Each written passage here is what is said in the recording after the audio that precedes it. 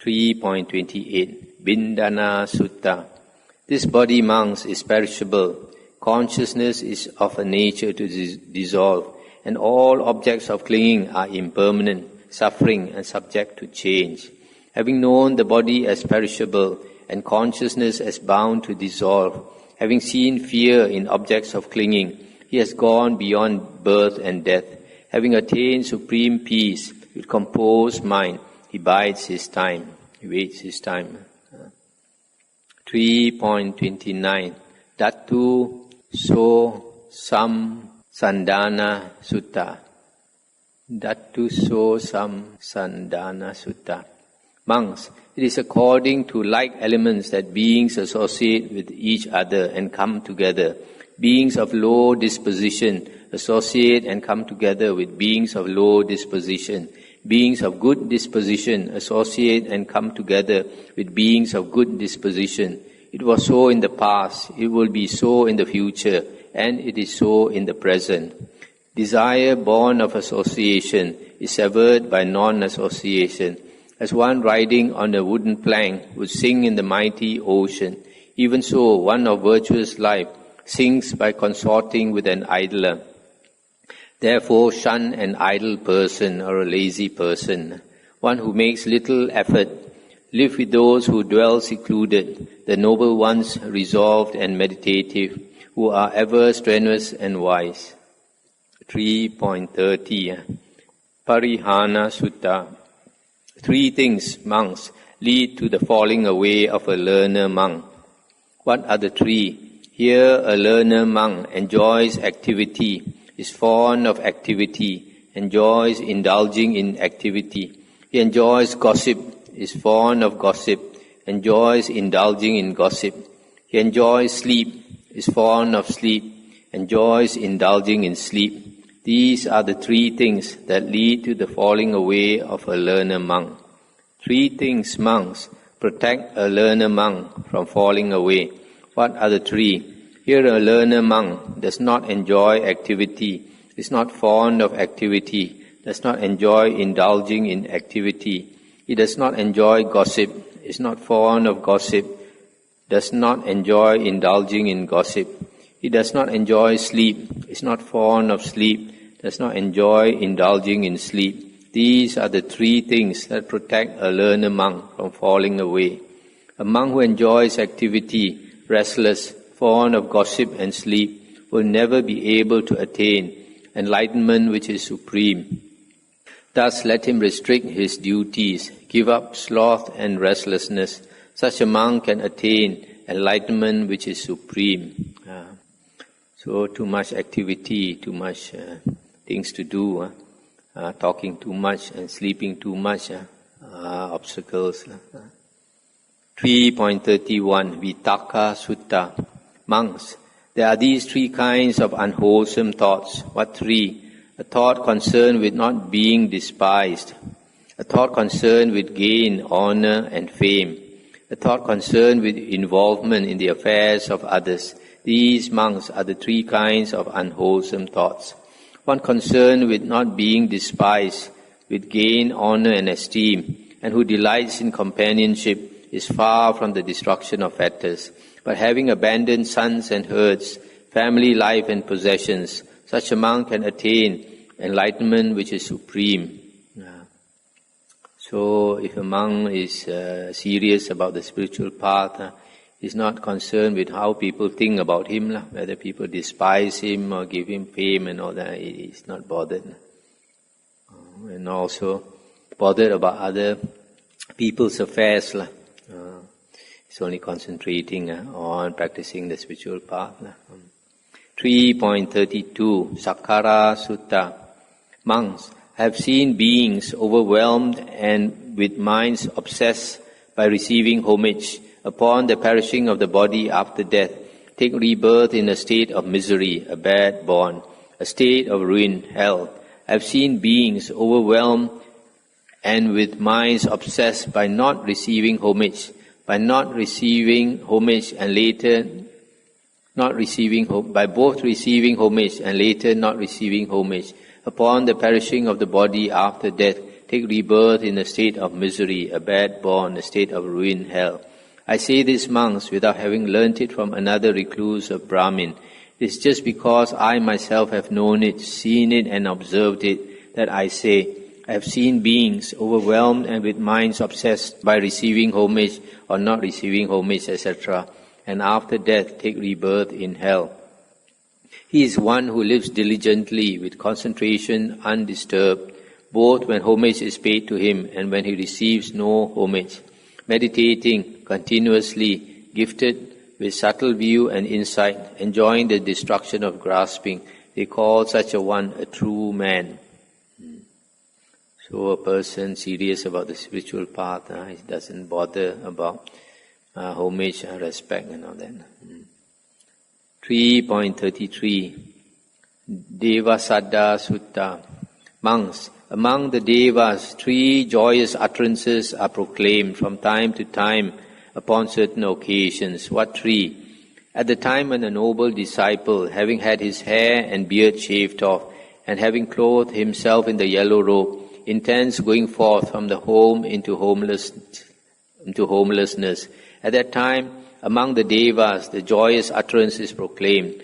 A noble disciple intends to do battle with Mara. This is the first joyous utterance proclaimed among the Devas from time to time upon a certain occasion. Again, monks, at the time when a noble disciple lives engaged in cultivating the 7 groups of the requisites of enlightenment, at that time among the Devas, the joyous utterance is proclaimed. A noble disciple is doing battle with Mara. This is the second joyous utterance proclaimed among the Devas from time to time upon a certain occasion.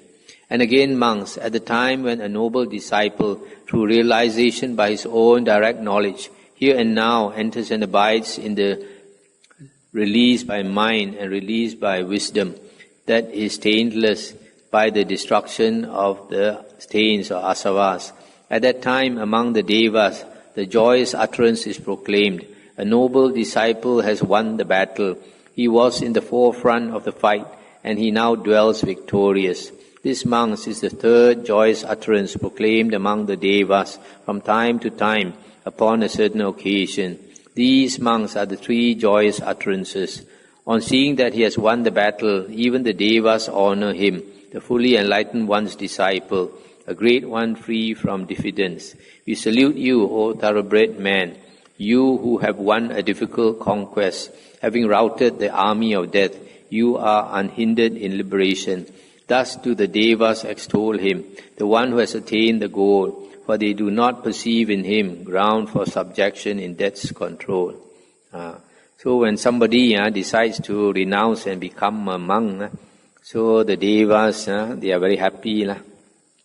And the second time is when a monk is striving hard, fighting hard with Mara. Third is when he has won the battle and become liberated. 3.34 Pancha Pubba Nimitta Sutta. Pancha is 5, Pubba refers to the past. Nimitta is a science. Monks, when a Deva is due, this one, prognostic science, means foretelling science. Monks, when a Deva is due to pass away from a company of Devas, 5 prognostic signs appear. His flower garlands wither, his clothes become soiled, sweat is released from his armpits, his bodily radiance fades, and the Deva takes no delight in his heavenly throne. The Devas, observing the prognostic signs that this Deva is due to pass away, encourage him in 3 things with the words, "Go from here, friend, to a good bond. Having gone to a good bond, gain that which is good to gain. Having gained that which is good to gain, become firmly established in it." So this Pubba is not Pubbe. Pubbe is past. This is different. When this was said, a certain monk asked the Lord, "Venerable Sir, what is reckoned by the Devas to be a good bond? What is reckoned by the Devas to be a gain that is good to gain? What is reckoned by the Devas to be firmly established?" And the Buddha said, "It is human existence, monks, that is reckoned by the Devas to be a good born. When a human being acquires faith in the Dhamma Vinaya taught by the Tathagata, this is reckoned by the Devas to be a gain that is good to gain.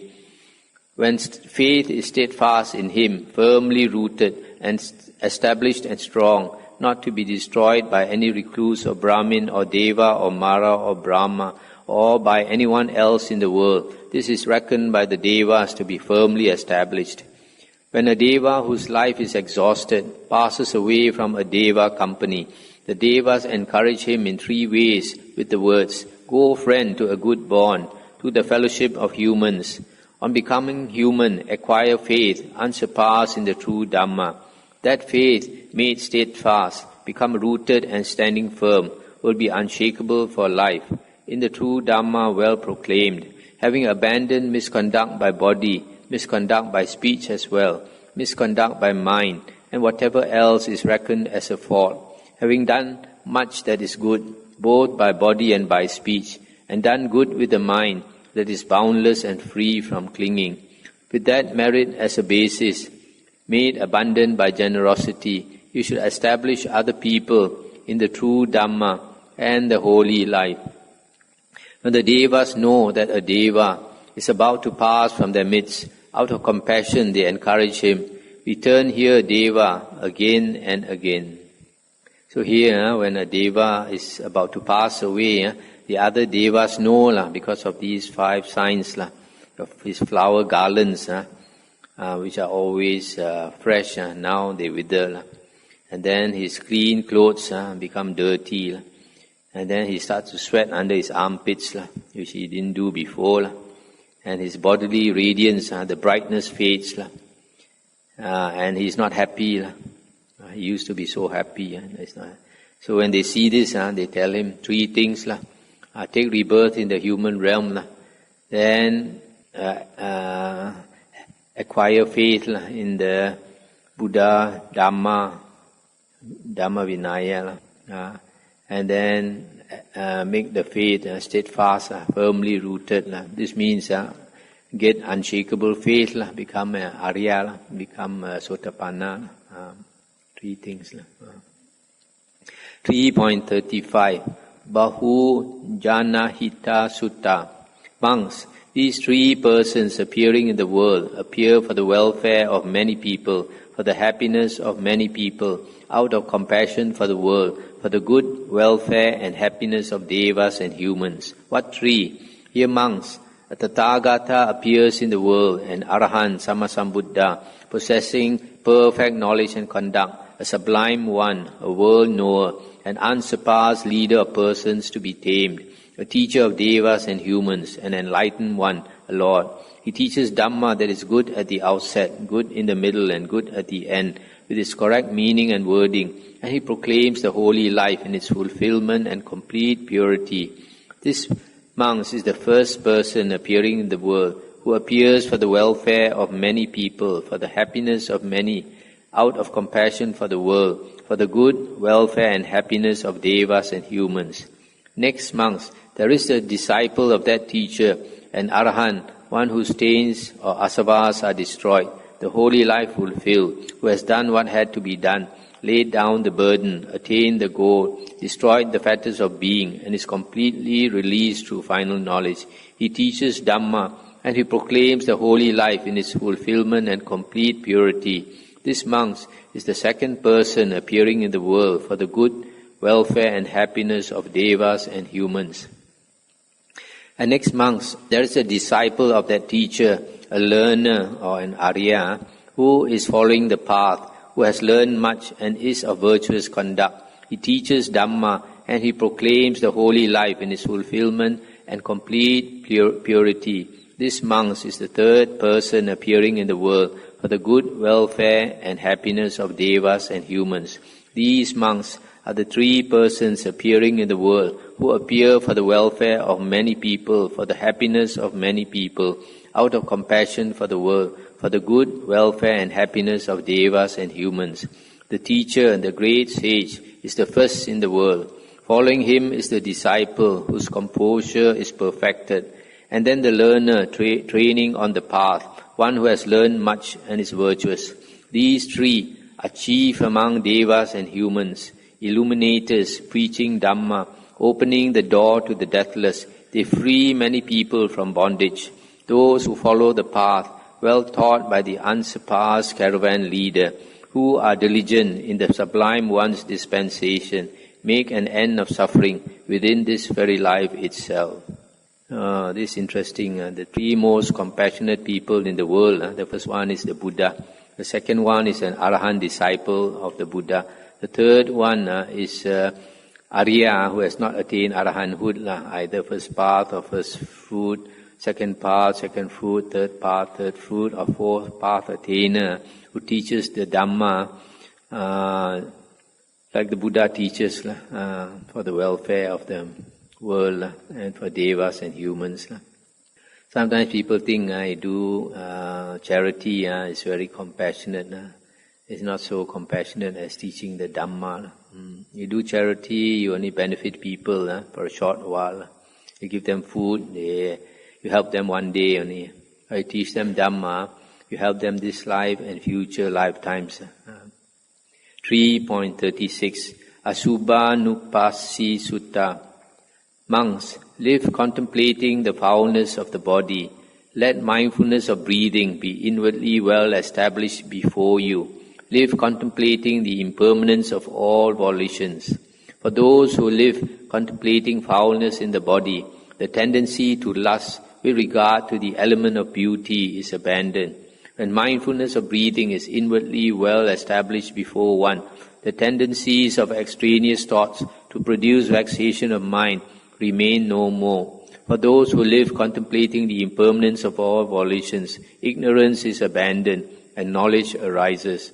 Contemplating foulness in the body, being mindful of in and out breathing, ever ardent and seeing clearly, the calming down of all volitions. Such a monk who sees rightly is thereby well released, accomplished in knowledge, at peace. That sage has overcome all bonds.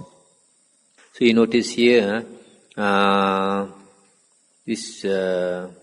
Buddha encourages the monk to practice these three things, not just one, three things. The unattractiveness of the body, the anapanasati, mindfulness of the breath, to keep the mindfulness firm, and impermanence in all volitions. You see, volitions, when we have a volition, when we exercise an intention, there is a result, there's a sequence of results from it. For example, even for you to move your hand, you got to have the volition to move your hand, the intention before your hand can move. So for the world, anything to happen in the world, there must be a volition before something happens. So if volitions are impermanent, and volitions condition other things. Volitions condition, for example, I have this intention to move my hand, then I move my hand. So if the volition is impermanent, then the movement of the hand is even more impermanent, because the movement of the hand depends on the volition. Just like, for example, if the shadow of a tree depends on the sun and depends on the tree itself, but the sun is impermanent, the sun is always shifting, can be covered by the clouds, and the tree itself can fall down one day. So because the shadow depends on the tree and depends on the sun, which itself is impermanent, then the shadow is even more impermanent. Depends on other conditions which are impermanent. So in the same way, almost everything in the world depends on volitions, and if volitions are impermanent, then everything in the world is even more impermanent. 3.37 Dhamma nu Dhamma Patipana Sutta. Practice according to the Dhamma. When referring to a monk who practices according to Dhamma, this is the proper way of defining practice according to Dhamma. When speaking, he speaks only Dhamma, not non-Dhamma. When thinking, he thinks only thoughts of Dhamma, not thoughts of non-Dhamma. By avoiding these two, he lives with equanimity, mindful and clearly comprehending. A monk enjoying the Dhamma and delighting in the Dhamma, reflecting upon the Dhamma, does not fall from true Dhamma. Whether walking or standing, sitting or lying down, with mind inwardly restrained, he attains to lasting peace. I think earlier last year when we talked on the Majjhima, or the previous year on the Samyutta Nikaya, we came across a sutta where the Buddha said, what do you mean by speaker of Dhamma? The speaker of Dhamma is one who teaches suffering, the arising of suffering, cessation of suffering, and the path leading to the cessation of suffering. Only then is called a speaker of Dhamma. But sometimes you find this kind of Dhamma is very heavy. A lot of worldly people are not interested. So you find some monks in their Dhamma talk, they'll be telling stories, and then people laugh, people feel very entertained. Or some people, some monks, they teach their own Dhamma, their own interpretation. But the Buddha's disciples, we can find from the suttas, when they teach Dhamma, they say it is not their Dhamma, it is the Buddha's Dhamma, it's the Tathagata's Dhamma that they teach. So when a monk teaches Dhamma, it should be the Buddha's Dhamma, not his own Dhamma. 3.38 Anda Karana Sutta. Monks, these three kinds of unwholesome thoughts produce blindness, lack of vision, and absence of knowledge. They obstruct wisdom, lead to vexation, and are not conducive to Nibbana. What are the three? A sensual thought, a thought of ill will or anger, and an aggressive thought. This ill will can also be said to be ill will or enmity. These monks are the three kinds of unwholesome thoughts that produce blindness and are not conducive to Nibbana. Monks, these three kinds of wholesome thoughts remove blindness and produce vision, knowledge and the growth of wisdom. They do not lead to vexation and are conducive to Nibbana. What are the three? A thought of renunciation, a thought of loving kindness, metta, and a thought of harmlessness. I think this is ahimsa. These monks are the three kinds of wholesome thoughts that remove blindness, etc., and are conducive to Nibbana. 3 wholesome thoughts should be entertained, 3 unwholesome thoughts rejected. One who stops such trains of thought, as a shower settles a cloud of dust, with a mind that has quelled such thoughts, attains in this life the state of peace. This is the second factor of the Noble Eightfold Path, right thoughts and the opposite, wrong thoughts. 3.39 Antaramala Sutta. Monks, these 3 are inner stains, inner enemies, inner foes, inner murderers, inner adversaries or enemies. What 3? Greed is an inner stain, an inner adversary. Hate is an inner stain, an inner adversary. Delusion is an inner stain, an inner adversary. These are the 3. Greed is the cause for misfortune. Greed agitates the mind. People do not understand this as a danger produced within. A greedy person does not know the good. A greedy person does not see the Dhamma. Blinding darkness then prevails when greed overwhelms a person. But one who has abandoned greed longs not for what invites cupidity. Greed slips away from him as a water drop from a lotus leaf. Hate is a cause of misfortune. Hate agitates the mind. People do not understand this as a danger produced within. A hater does not know the good. A hater does not see the Dhamma. Blinding darkness then prevails when hate overwhelms a person. But one who has abandoned hate is not angered by what incites to anger. Hate drops away from him as a palmyra fruit from its stalk. Delusion is a cause of misfortune.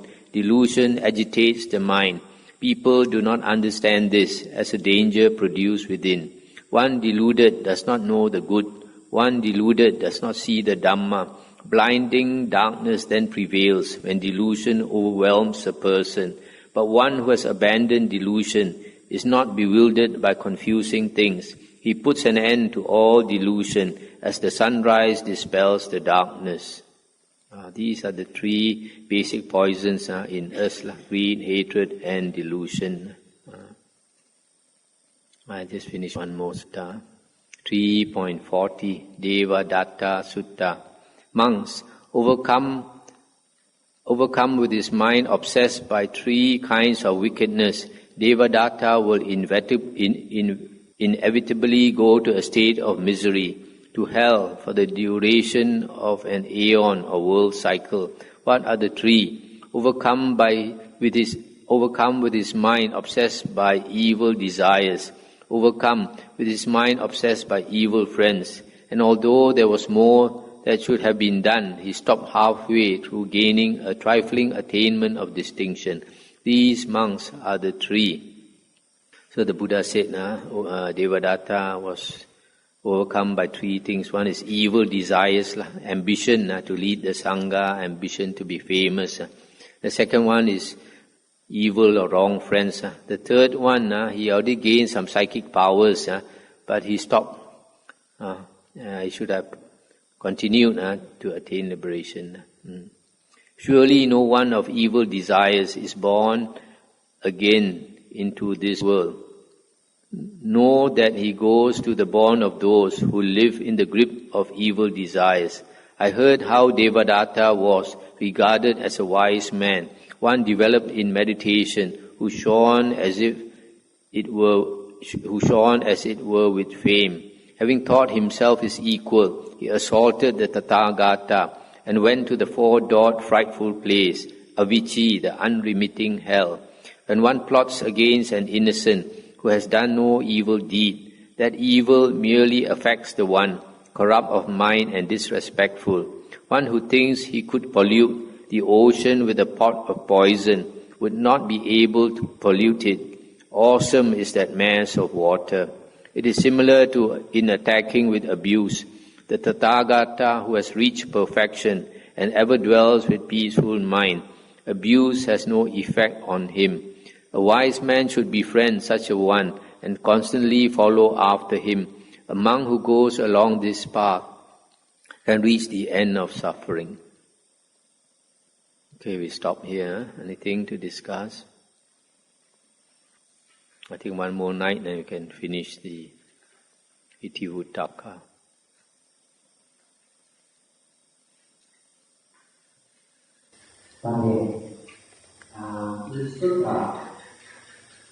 One attain jhana, see things as they really are.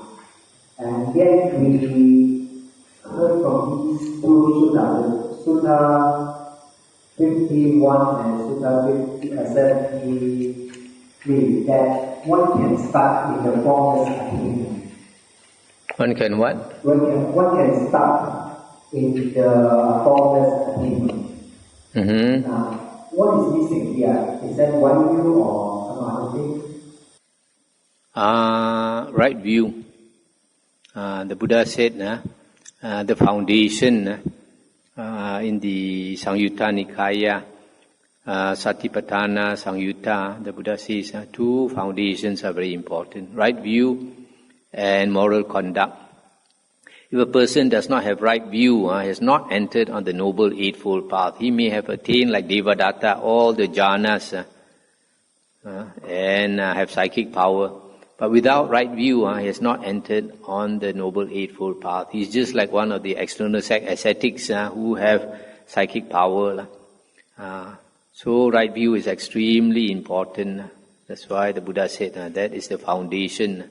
And how to attain right view? Study the suttas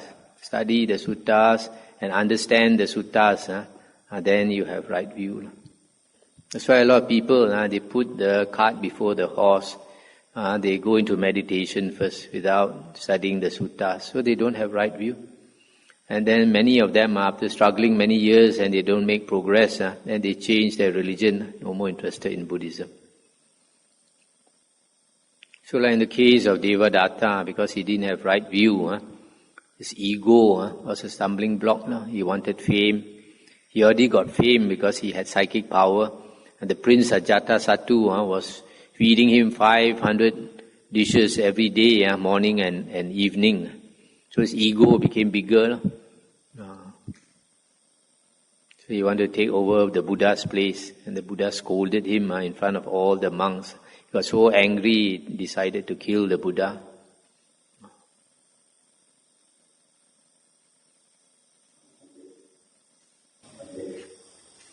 With regard to the five prognosis sign, it seems to say that Deva is also teachers of the earth. Yeah. When the Deva seems to be passing away, there are other Devas who knows there are some teachers of earth. Yeah. So does it mean that all the Devas in the heaven realm knew this? No, not only those who are interested to know. Okay. Then, here the Deva, does it include Nagas and Buddhas and Asuras? Yeah, it includes, the only thing is, like among the Nagas and Asuras, not many of them will be interested, no? So that means that a virtuous person who does not know Dhamma on earth, when he passes away, because his virtue, he will be born in heaven, and if he's lucky enough, other devas will know, say, hey, go to earth, and that's why it says the five prognosis signs of life. Is that what I mean? No, all devas who are passing away, they will encourage him to, because if a deva is passing away, that means his merit is being used up. So he's bound to fall. So below the deva realm, it depends on what level he is. If he's on the 33 heaven of the 33, he can also be reborn in the heaven of the 4 great kings. Right? But the devas might tell him, go and take rebirth in the human realm. Don't go for the 4 great kings. It's better to go and learn the Dhamma. So, following your what you said, what happens if he is in the lowest realm, let's say the Asuras? Oh, you mean among the 4 great heavenly kings? Okay. So, does the other Asuras... Asuras are not in the 4 great heavenly kings. Asuras are in the 33 heaven. Also, Asuras also your friends that will tell him to go to seek the Dhamma. Asuras may not be very interested in the Dhamma, because they are not interested in the Dhamma. You see, we read in the suttas that when somebody practices the Dhamma according to the Buddha's teaching, then the devas are very happy. The devas in the 33 heaven, they say our devas will grow in population because Mel and Kawai and all that is practicing the Dhamma. They are going to join us in the heaven. Okay, so those who practice the Dhamma, when you pass away and go to the heaven of the 33, you are born with Sakka Devaraja. But those who are not interested in the Dhamma, they might do some good. Like in this world, there's a lot of people rich. They are philanthropists. They do a lot of charity. Okay, but they are not interested in the Dhamma. They're only interested to become rich. And maybe they think by doing a lot of charity, they become richer. Okay, so such people, when they have a lot of blessings and they pass away, they go to the heaven of the 33, they are born among the Asuras. They are born among the Asuras. And then they like to drink, like to enjoy life. They are not interested in the Dhamma. Those devas probably they won't tell each other go to earth. No. Only those who are interested in the Dhamma. Not all devas are interested in the Dhamma. We heard in the Attanatiya Sutta, the Yakka Devaraja, he said most of the Yakkas don't like the Buddha and don't like the Buddha's disciples. Okay? I have one more question. It seems to mention that those who are born in the Deva realm, when they die, they will go to the next realm below. Yeah. Depending on their karma. So will they have a chance to be born in the lower realm? Of course. Also have. Those who die also have. If they have done evil as a deva, if they have done evil. Is karma, is past karma. Which one manifest? Not only past karma, that life itself as a deva. You see, there are some yakas, they might live in the mountain, and then some monk comes to the mountain to practice. They get angry, come and intrude on their privacy. They may kill the monk. Then they die and go to hell. We saw in one of the suttas, two yakas were flying by, and Sariputta was in deep samadhi.